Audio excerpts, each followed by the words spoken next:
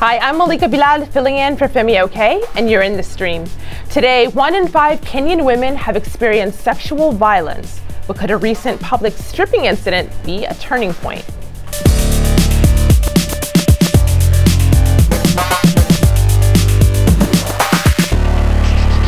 Our digital producer, Omar Bazar, is here looking out for your live feedback, and I know you've had quite a time of it going through some of the tweets that we've been getting. Very interesting ones, actually, that have come in. But most importantly, this has been a story that our community has pitched to us time and again, insisting that we do a story on it.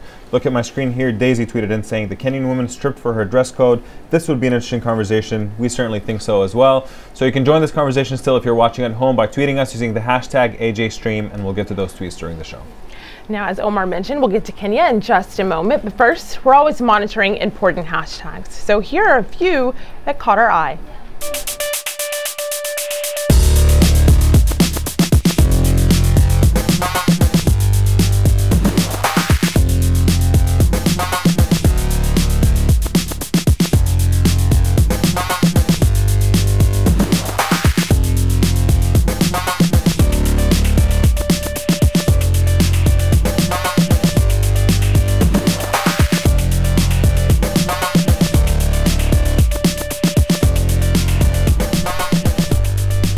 Around the world, people are participating in 16 days of activism against gender violence. And in Kenya, a movement called mydressmychoice is trending. The campaign began after a woman was stripped naked and assaulted in public for being, quote-unquote, indecently dressed. Since then, at least 2 more stripping attacks have happened and were posted online. In a country where sexual assault is rarely reported, many are fighting back. Women marched defiantly, saying what they wear is their choice. But those recent protests have also attracted people on the other side in Nairobi, mainly men, saying women should not dress provocatively and should adhere to African cultural norms and religious code. The police have formed an anti-stripping squad, and the government has vowed to prosecute anyone involved in stripping or posting videos. But with both sides firmly standing their ground, where does the debate go from here? Well, to discuss this and much more, we're joined by Naomi Mwaura. She is founder of the Flown Initiative, an organization that promotes social reform in Kenya. Betty Waitherero is a writer, producer, and human rights activist in Kenya and runs her own blog. And Robert Alai is a Kenyan blogger and started the hashtag NudityIsNotMyChoice. Welcome to the stream, everyone. Now, I want to start on my laptop with the video that's at the center of this discussion. We thought long and hard about whether to show this video, but we decided it's important to see what sparked this debate in Kenya, and a warning to viewers who may find this material disturbing. You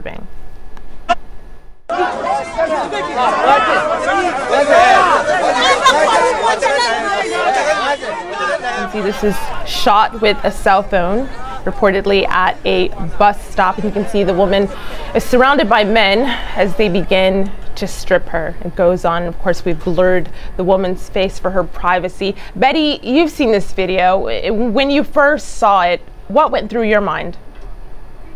The worst part of this video is, as you've noticed, she is surrounded by men, and all the men are shouting, towing, remove her clothes, and some are even shouting, kill her. And there's only one fellow who's saying, leave her alone. And as you know, as you say, the video does go on. One man goes as far as trying to kick at her. She is desperately trying to get out of that situation, and it's cutting to me and very frightening. It's quite a threat to my sense of security in Nairobi. Naomi, I'm curious what you thought, if your thoughts echo those of Betty's. Did this resonate with you at all? Has this happened to you? Yes, when I saw the clip, I thought, oh God, not again, because this is not the first clip that has been circulating online. And you see her desperation in trying to get out of that scenario, and her helplessness. She's trying to, at some point she even tells the guys, just leave my top alone, just leave my top, my skirt is already gone. And that level of desperation is scary. It's unfortunate. And you said that this is also something that you personally experienced, not to this extent, but can you tell us about that? Yes. So I was in my hometown. I was just in t-shirts and jeans, and a guy said hi, but I didn't even notice. And then the next thing, I felt somebody just grabbed my t-shirt, and I was able to call out my uncle who came, and then the guys just disappeared. But when I saw the first clip of these incidences, that's when it really hit me what would have happened if I wasn't in my hometown. So one of the things that are really disturbing about this is that there are a lot of people who actually express support for these kinds of attacks when they do happen. I mean, that's sort of been the thing that threw me off for the most part. We have somebody who tweeted in, Hussein here, saying, I am in Kenya and I support the stripping action. If the Virgin Mary dresses decently, why not them? Respect yourself. Now, Malika, I know this is one of the tweets that you cringed at, because I actually loved the response that you posted in a form of a question saying, thanks for commenting. Would the Virgin Mary also have supported stripping the woman to make that point? I thought that was actually a perfect response. Thanks so but much. Robert, what do you make of the fact that, with many crimes, people commit them in secret and they know they're wrong, as opposed to this attack, these kinds of attacks where people actually are openly advocating for them? What does that tell you about the situation in Kenya, basically? And that's a very good question, because that's what's happening with Kenya, is that people don't believe in the justice system. From the police, you just realize that our police boss resigned today, because people don't have confidence in the law. But I don't advocate for the stripping of women. I don't advocate for the harassment of women. The violence on gender violence of any kind is very wrong. But we also have to be aware of the fact that feminine victimhood is a very big industry. Very many people would like to jump to the fact, and get their name out there just because they've seen a woman, being done something negative, being harassed. And then they would like to further their career from that. Many initiatives, many women organizations came with that. But we even have a gender ministry, which is just so focused on women and not looking at the bad things happening to the young boys, the men who are being raped every day in Nairobi. Nobody's talking about them. So I think Robert, I have to interrupt you, because you said a phrase that I hadn't heard before, feminine victimhood. What is that in your view? Female people who like to jump to use the victim, the female victims to further their agendas. I think. And that's the thing, Robert. You cannot even define this term that you came up with, because you made this up. Yeah, there's no such thing as feminine victimhood or industry of feminine victimhood, and that's why you cannot even define it. It's very I think we should be specific. Naomi, I think we should be. Naomi, go ahead. I think we should be very clear that these are criminals. We should not try to justify the fact that there's female victimhood. There's nothing like that. These are criminals who are using dressing as a justification to cause physical and emotional harm on another human being. It's not, we should not transfer it to the woman and say there's female victimhood. So we are putting it back to the woman, that when actually it's just male who are criminals. Exactly. It is just it's just an extension of the culture of blaming victims, blaming the slut shaming, or whatever you want to call it. You just want to blame the person who ends up being the victim in this situation. If a man was robbed, if he was robbed and left naked, you would not blame that man for being robbed and left naked. These women are being robbed, they're being sexually harassed, they're being sexually assaulted in the streets of Nairobi. They end up being naked, and you call it female victimhood. It's nonsense. It's utter nonsense. I want to pick up on something, Robert, that you did actually mention. I want to pick up on something you mentioned, which was the role of the police in this. Now, we were meant to be joined today on the program by Masood Moenye, who's a spokesman for the Administration Police of Kenya. Unfortunately, given events of the day, he wasn't able to join us. But Our producer spoke to him about what the Kenyan police are doing to prevent further attacks, and this is what he said. What is key here and important is our reassurance as the law agency that we're ready to protect women and girls and even men, goes to your point, Robert. In a nutshell, any law-abiding citizen should never be fearful or at any one time be made to feel they are weak or vulnerable. The police will always be there to protect and ensure them of their safety. As much as we might not be everywhere, we've spoken to our officers to make sure we enhance our response. Incidents happen whether we like or not. It is inevitable. Betty, he talks about reassurance, but then he also talks about an inevitability. What's your thinking on that? He totally negates his policy, and it's more of oh yes, we'll protect you, but you know, things happen, and you know, we can't be everywhere. It's just a continuation of a lack of commitment to protecting the rights of all citizens, as he said, the rights of Kenyan women especially. Even after we did My Dress, My Choice protests, that very same night, a woman was stripped in Kayole, and the reason that she was stripped is because she asked for, she was selling eggs, she asked for payment, the person refused to pay her, and then they decided to strip her in an attempt to rob her. They beat her up terribly, okay, and she ended up in hospital. And the fact that what Naomi has said is very true. These are indeed criminals. This is a plan among a gang of men to target, harass, rob, sexually assault, and leave women completely destitute, completely naked, and completely humiliated. And if the police themselves do not want to treat it as such, then what recourse do women have? Robert, we have some people who are weighing in on our online community also on the role of police. We have Aya Bakri here who says police and government alone cannot solve the problem. We need public cooperation to give information to arrest those involved. And we also have a video comment here from Esther. Take a listen to this. My Dress, My Choice was about bringing awareness to these sporadic attacks that have been happening in our country of stripping women. We wanted to bring it to the attention of the police that they need to act fast, but also to get the public to be involved, because what was happening in broad daylight was the crime was being committed and nobody was standing up in defense of the woman. The police cannot be everywhere. As the public, we need to stand up and protect our women.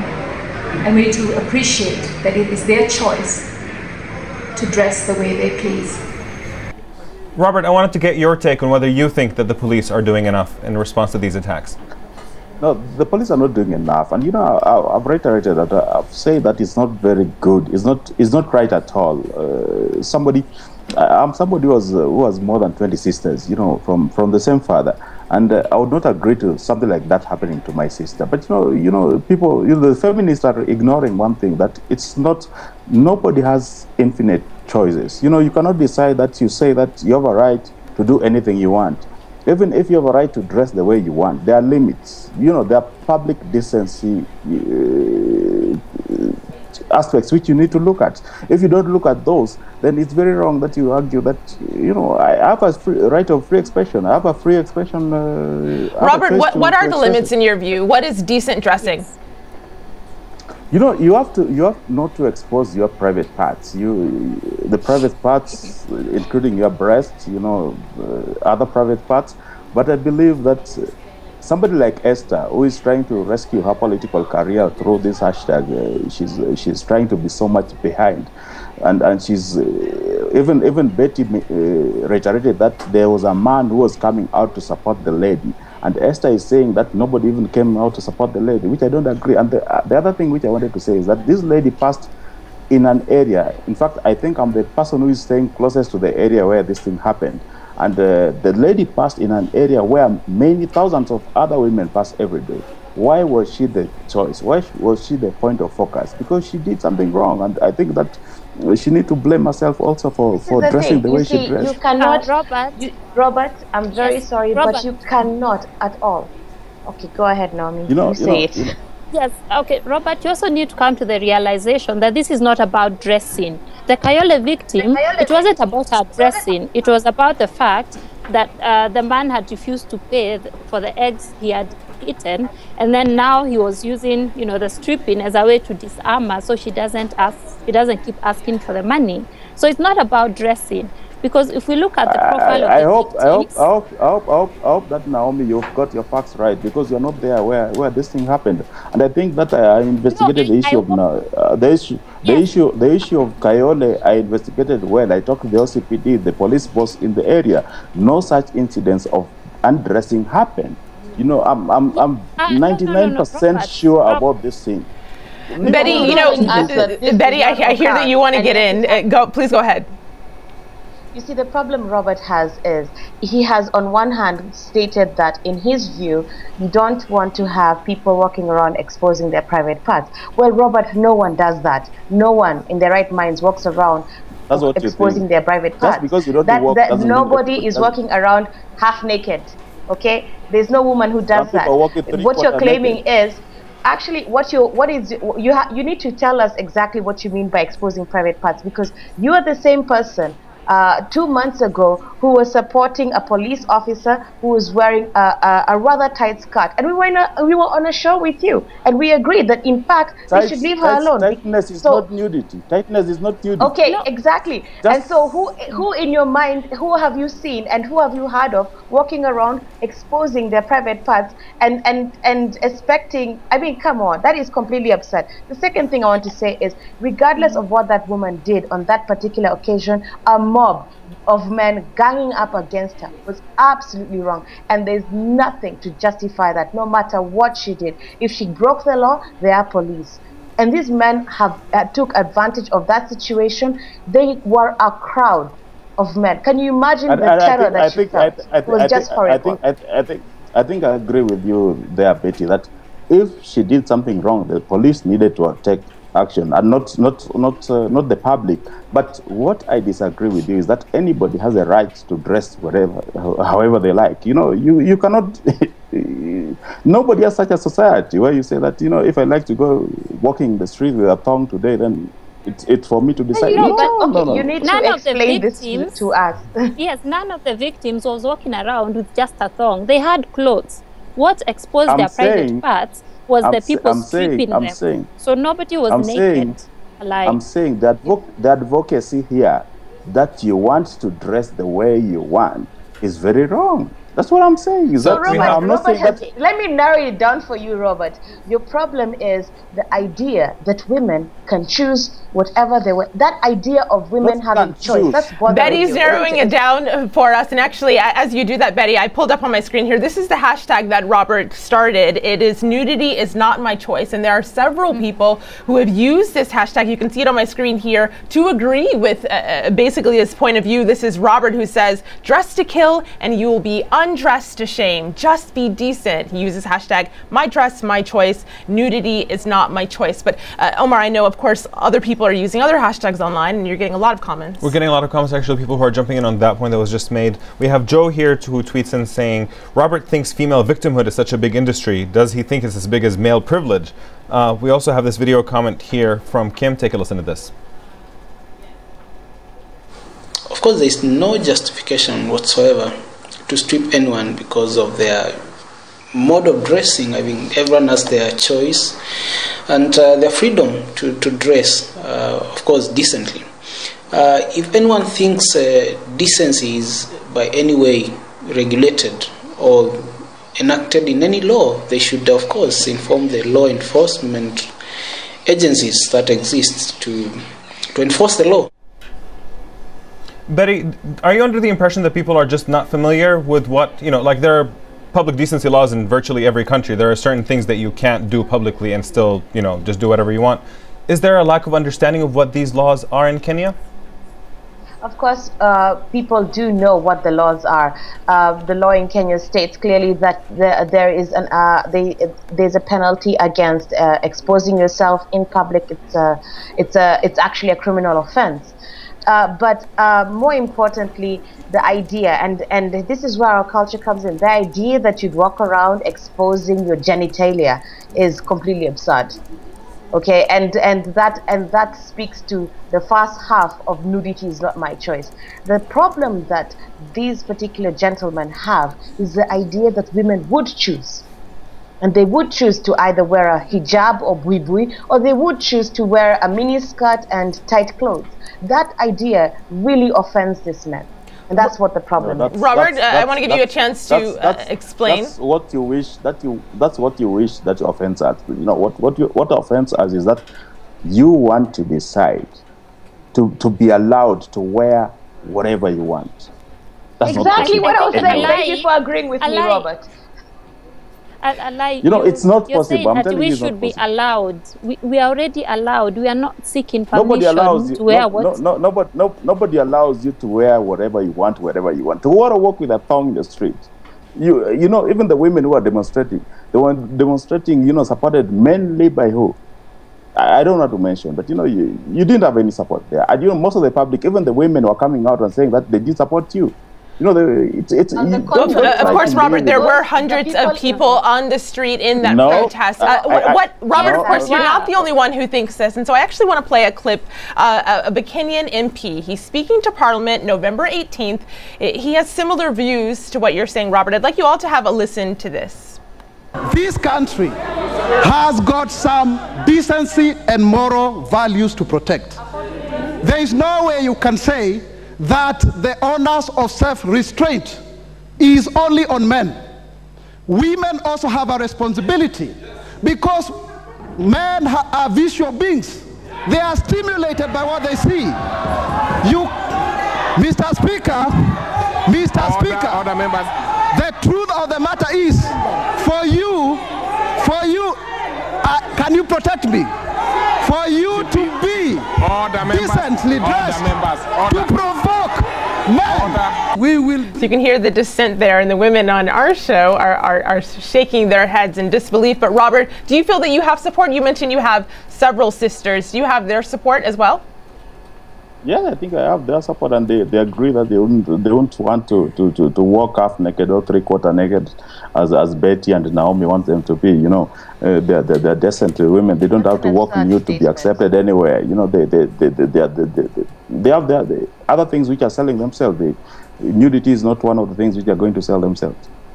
Firstly, Robert, there's nowhere where I have stated that I want any woman to walk half naked or three-quarter naked. Yeah, this isn't you're making it quite trivial. You cannot actually define what exactly is decent dressing, and now you have a problem with women choosing how to cover their body parts. Okay, and that's where your problem comes in. Well, Betty, I will say, just to move this forward, Betty, I will say, what do you hope to get out of this campaign? I know that you had criticisms of the campaign itself, but what do you hope happens going forward? In my view, I believe that the My Dress, My Choice conversation was absolutely necessary. It was absolutely important to this particular society to have. We need to have these conversations surrounding how men view women and what rights women have and what privilege men have, and that important conversation has already begun, and that I'm grateful for. The one thing that I feel that this particular campaign has failed in doing is focusing the issues on the criminal nature of what is going on. The idea that a woman can be robbed naked in front of you is quite shocking, is quite appalling, and the thought that somebody can support something like that is quite shocking. This is a criminal act that is happening in front of you. Instead of you intervening, instead of you trying to help the victim of a gang of criminals, you take a video. And Betty, we'll talk about the taking of the video in our post-show. Ending tweet from the community. Sure, we have a couple of opposing views. Skola here finds it about women. She says it should matter what women wear in public. But Langosa Gun here says God gave us necks, and we can turn if we find the dress unimpressive. Just turn the other way. We'll finish this conversation in our online post show streamed at aljazeera.com. Now on the next show, more than 10 black males under the age of 30 have been killed by police in the United States since August. We'll talk to a diverse group of African Americans to get their views on why this is happening and how the community should respond. And until then, we'll see you online.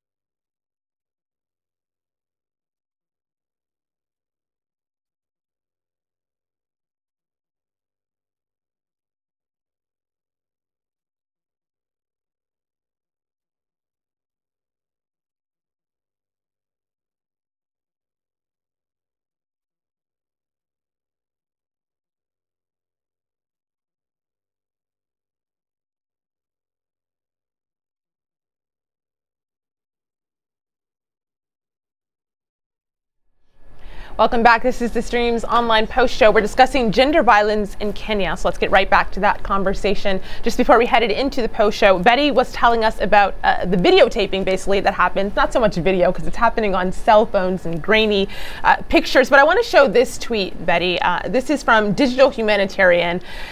This person writes, what was the My Dress, My Choice call to action? Did anyone bother to find the victim? She needs trauma counseling. And then there's a picture here where you can see a group of people with their cell phone cameras out photographing someone who clearly needs help. And the caption says, people nowadays. What do you think the role is of the bystanders in this? And is there enough action being taken against them? Well, first of all, like I said, there's something really wrong in our society when you can watch somebody being robbed naked. I mean, the sort of violence that's being meted out right in front of you and you simply do not respond, that says a lot about you. And that tells you how people view women, or in fact, how people view each other in society. You can actually watch somebody else getting robbed right in front of you and you don't do anything about it. And there's something deeply wrong in Kenya. One of the factors that I believe contributes to this is the fact that we have extreme economic and social inequalities in this country. And that by itself is a contributing factor to the way people view each other, the way people deal with each other, and the way people view women especially. Whenever there's extremism, the first casualties are women and children. And that's my view of this. You are asking me about did the people behind My Dress, My Choice reach out to the victims and try to do some trauma counseling? Yes, actually we did. And some of the victims decided that they do not want to be a part of the campaign. Some of them decided that they would rather be compensated and left alone because of the shame of public exposure. And there are others who have sought further counseling. And of course, we are willing to help them in that regard. But to go back to the point as to why would somebody take videotapes? I mean, record on your camera while somebody right in front of you is being beaten or being robbed naked. I really have to emphasize that that disconnect, the psychological disconnect from one person to the other within the Kenyan society is so vivid that you can have a situation where you're being robbed, and somebody will take record the whole situation. Right. Mm-hmm. But then on the other hand, you have gangs. And I'll say this because there was another video coming out of a girl being assaulted inside a matatu, and you have gangs that plan such assaults, and the person recording it on their camera phone is part of that gang. So we have people that way. We have people with differing opinions basically on the whole videotaping incident. We have Caleb here who asked about his opinions on videotaping incidents like this. He says it's embarrassing and an act of shame to the victim. It makes one lose her dignity in society. But we also have Abayomi here who says stripping women in public is an assault while filming is not. Public is not private. Naomi, can you think of incidents where maybe actually the act of taping ends up bringing attention to this and possibly maybe lead to the perpetrators being held accountable because there has been taping of the incident? Do you see any positive coming out of filming incidents like this? There has been a lot of negative, but well, a bit of positive as you have said, because in the in the video clip, the one Betty has mentioned of the girl being sexually violated inside matatu, then the video clip led to the matatu being arrested, and then luckily the victim came out and confirmed that was the particular matatu that where the incident happened. You know, Robert, the police have responded to this, and they've announced something that we talked about at the very beginning of the show, an anti-stripping squad to go out and address those who are responsible for this. Do you think that that's something that is necessary? Do there need to be a whole new squad for it? And do you think that it will help, Robert? But I don't think that will help. You know, that's PR for the police. The police is not interested in solving the issues of stripping of women or assaulting of women. You know, as somebody, I'm a very big advocate of, you know, I don't advocate for gender harassment or gender assault or you know, assault on any woman. I work with many organizations, including COVA, Coalition of Violence Against Women in Kenya, to support women who are being harassed because of my influence in the society. And I have even 3 court cases against me by men who thought that I invaded their marital space by taking their wives whom they were assaulting at home and taking them to court for protection. So I have those, but I believe that the police is not going to solve the crimes in Kenya or the crimes against women by having, you know, a special team. So what will solve it? What will solve is that every one of us knows that we have proper decency, where you know, we have at least a basic decency policy for the country. The issue of national dress should come back, because you know the problem is that we can say in Kenya that once what is the mode of decency in Kenya? What do we call decent in Kenya? Is not yet well defined, and that's a problem. I agree, but again. Every one of us must come up and say that even if we find something, you know, wrong with somebody, we don't have to take it upon ourselves to decide on who is wrong, who is right. Just like mob justice is wrong in the case of, you know, robbery, where robbers are being killed every day in Nairobi. It is also very wrong to strip women naked. You know, Robert, I think you'll find agreement on that. Omar? So we have different suggestions actually on how to deal with this issue moving forward. We have Iminza here who tweeted in saying the government hasn't really done enough. It is a shame women have to lodge complaints through social media and protests for the government to take action. But we also have here Mr. Will Bill who tweets in saying handing out free taser guns to women is the way to go. If the police won't prosecute, then arm the women. Betty, do you think this is a realistic thing to do, to focus on women's self-defense effectively at this point? Or do you still have hope that advocating on the government level is still where the bulk of the energy should be focused?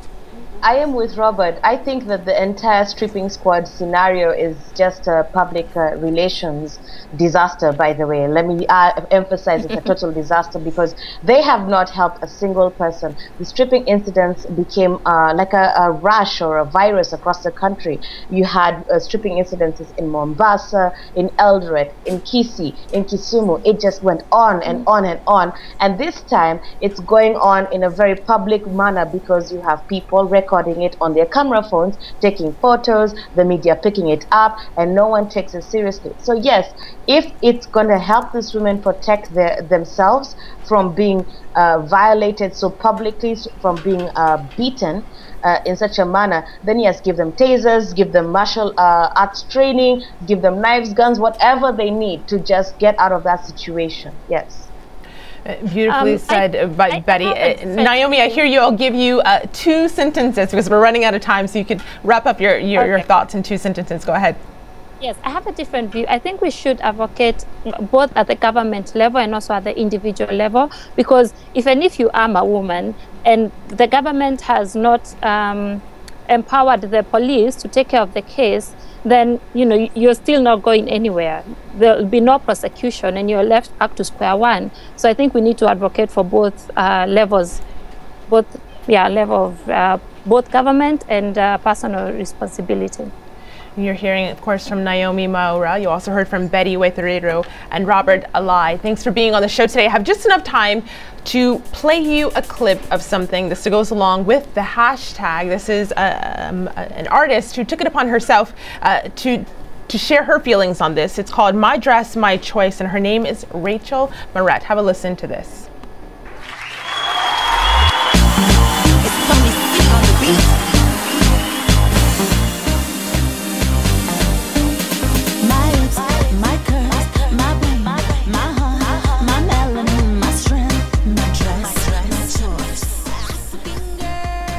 Sure, the song itself will spark conversation, and you can continue that conversation online using our hashtag AJStream. Now, on the next show, more than 10 black males under the age of 30 have been killed by police in the United States since August. We'll talk to a diverse panel of African Americans to get their views on why it's happening and how the community should respond.